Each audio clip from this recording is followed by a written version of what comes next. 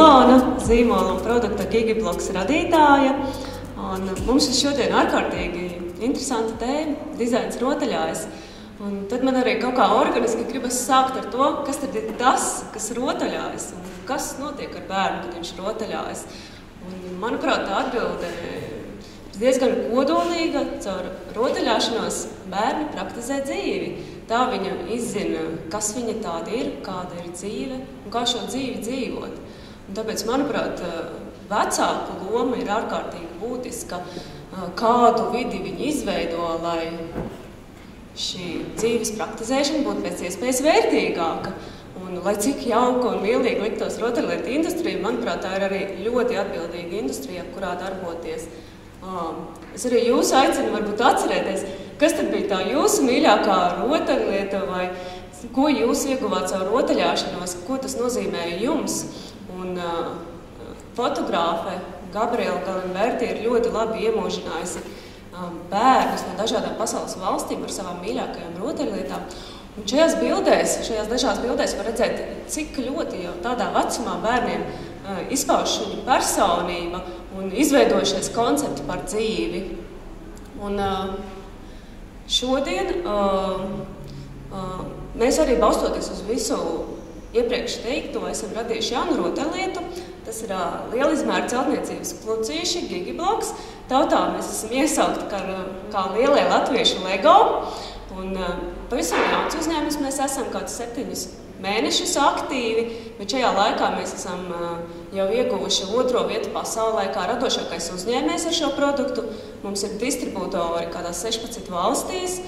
Un mums ir arī liels gods būt no šīs projekta dizaina manifestācija daļas Latvijā. Un tad šodien es varbūt tās gribētu pārāk padalīties ar tiem soļiem, izaicinājumiem, ar ko mēs saskārāmies, lai šodien būtu tur, kur esam un sasniegt tos rezultātus, kādi mums ir. Un tad attiecīgi liekas loģiski sākt ar to, no kurienes ir šī ideja radusies. Un patiesībā stāsts ir diezgan sens. Ideja par to, ka gribas liela celtniecības klucīši, man ir no pašas bērnības atmiņā. Es atceros, ka bija iespēja rotaļāties ar klucīšiem, un bija tā doma, kāpēc tik mazi? Gribas lielu, gribas pašai savu māju uzbūvēt lielu celtni, tā sajusties kā pieaugušais. Un tad sanāca tā, ka pirms pāris gadiem mēs meklējām bērnam rotaļlietu, ar ko iepriecināt dzimšanas dienā, un atcerējās šo domu, jā, tā bija laba lieta, vajag uzdāvināt lielos klucīšus. Noteikti jau mūsdienās ir, viss taču jau ir radīts. Starp citu, tāds ir arī viena no rotaļlietu industrijas tendencēm, kā vecāki un vecvecāki vēlas dalīties ar savu bērnības pieredzi caur rotaļlietām, ko viņi bērnībā izmantoja. Un tas trends tā arī saucas nostalģija.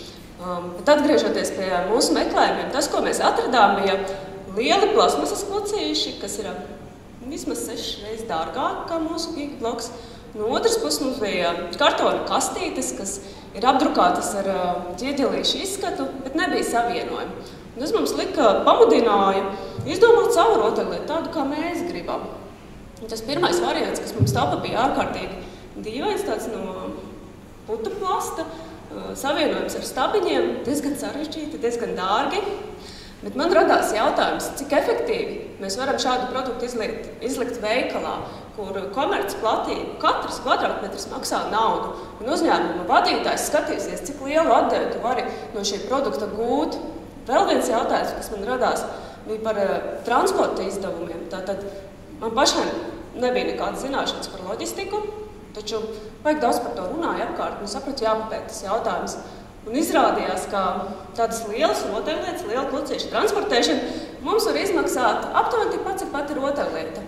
Un tas likās pietiekoši nopietns jautājums, kas lika atgriezties pie sākuma, izvēlēties varbūt citu materiālu.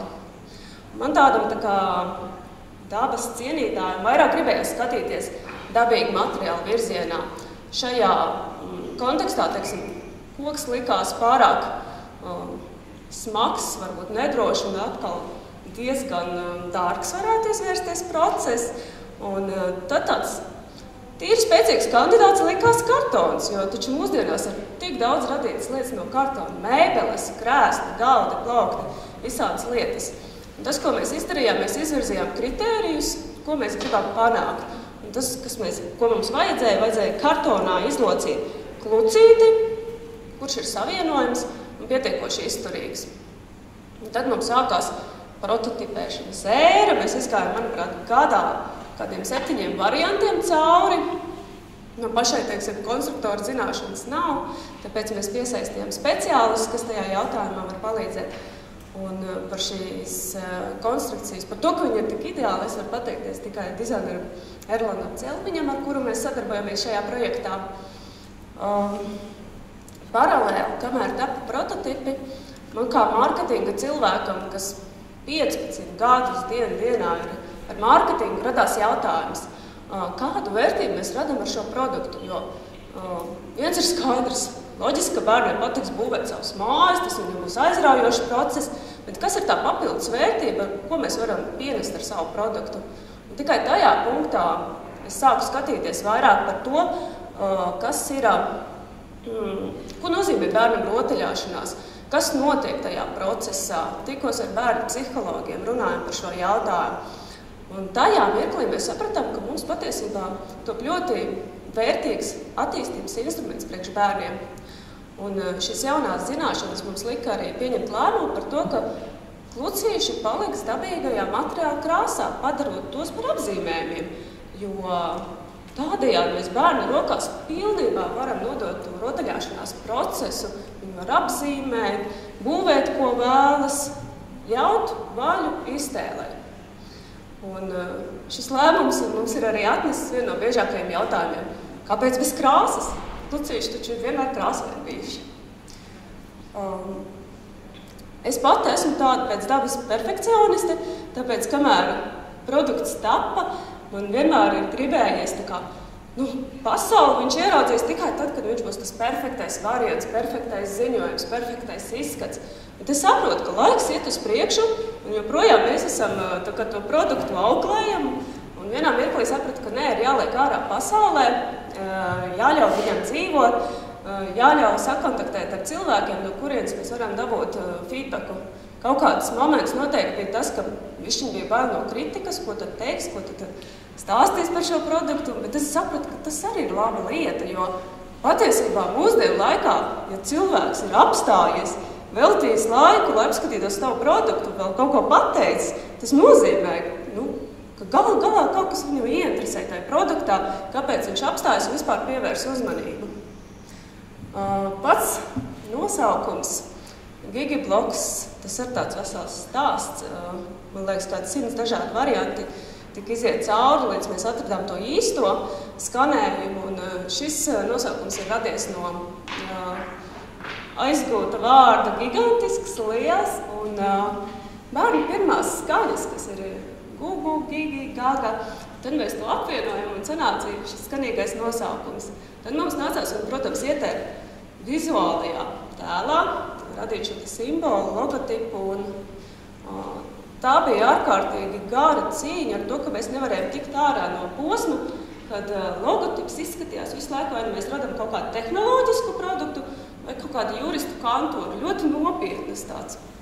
Un izrādījās tāda maza nianse, ko mēs pamainījām burtus no kapsluku uz mazajiem, mēs ieguvām to rotaļīgumu, to draudzīgumu logotipā. Otrs stāsts ir par krāsu. Violets, tāds lielīgs tonis, tas ir radošuma un iedvesmas gamma, tāpēc mēs izmantojam kā pamatu šo, bet izaicinājums atkal bija šajā lielajā, plašajā toņu gammā atrast to īsto, lai produkts atkal nebūtu pārāk nopietnas, bet būtu atbilstoši bērnu industrijai, nebūtu arī pārāk meitenīgs, pārāk rozā.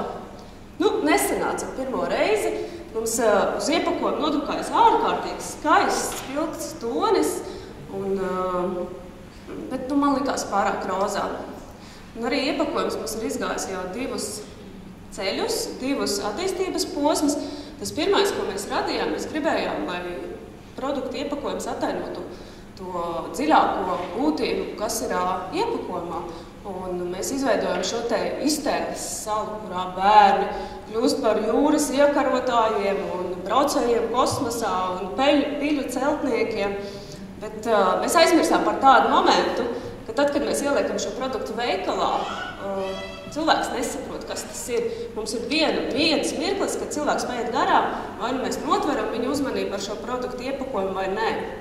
Tāpēc mums nācās pamainīt, un tas, ko mēs radījām, ir skaidra jau komunikācija uz iepakojumu, kas tur ir iekšā, ko bērns iegūs. Priekšpusē attainot šo hero imidžu kopā ar dažādām emocijām, ko bērns būs spēlējoties no produkta. Un otra puse, kas patiesībā var kalpot kā vēl viens facings, attaino to, ko var uzbūvēt no produkta. Un ja mēs šādus divus iepakojumus jau noliekam veikalā, mēs iegūstam diezgan nopietnu komunikācijas instrumentu. Ja jūsu azotē ir kāda forša produkta ideja vai jauns produkts, es jums iesaku piedalīties konkursā Creative Business Cup. Tas ir starptautisks samērā jauns konkurss, notiek katru gadu novembrī Dānijā. Ar ko šis konkurss ir vērtīgs? Pirmkārt, tas ir starptautiskais. Tas nozīmē, ja jūs uz turieni aizbraucat, tas ir jūsu ceļš uz starptautisko ārēju, jo tur ir tādi cilvēki, tādi uzņēmēji kā no Microsoft, Google, IKEA, Lego, ļoti plašā mērogā pārstāvēt nopietnie uzņēmumi. Tur viņiem var vienkārši parunāties, saņemt feedbacku par produktu. Viņi jums atvērs jaunas durvis un iespējas. Pagājušo gadu piedalījās ar 55 valstīm.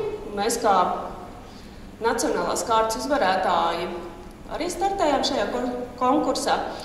Mums veicās ļoti labi. Mēs ieguvām 2. vietu šajā konkursā, tāpēc noteikti vērtīga pieredze. Un tās divas atziņas, varbūt, ko es esmu guvusi no šī konkursa. Numur 1, tas ir, esi gatavs uzklausīt kritiku, atgriezenisko saiti par produktu un varbūt tās rast veidu, kā to pielāgot savā produktā.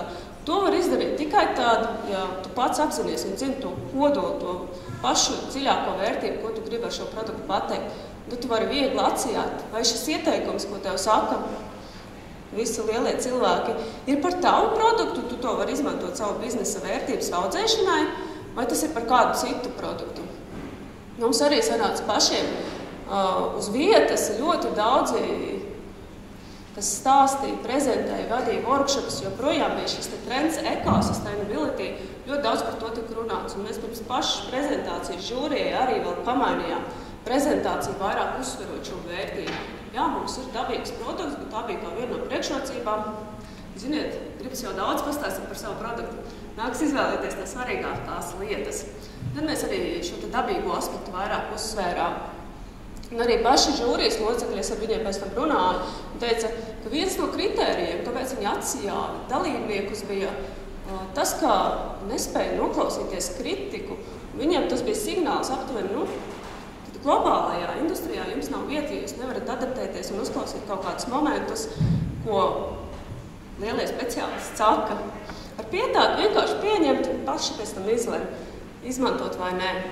Otra lieta, tas ir globālais konkurss, un tas nozīmē, ka tur ir arī jārunā un jāataino to, kā jūs iziesiet globālajā arēnā. Caur cipariem, caur to, kā jūs iekarosiet tirgu un visdrīzāk.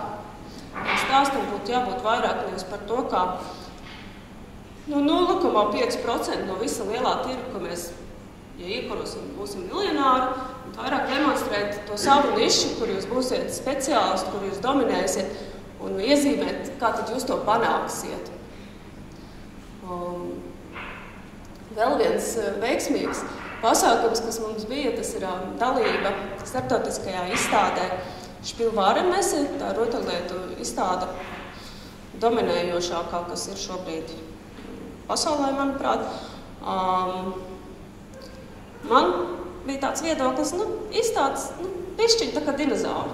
Pišķiņ tā kā jau izmiris komunikācija kanāls, bet ļoti daudz industrijas pārstāvi mums mudināja, ka noteikti piedalieties. Tur ir pārstāvji, distribūtori, kurus jūs variet dabūt vienā vietā, saņemt pasūtījumus visam nākamajam gadam.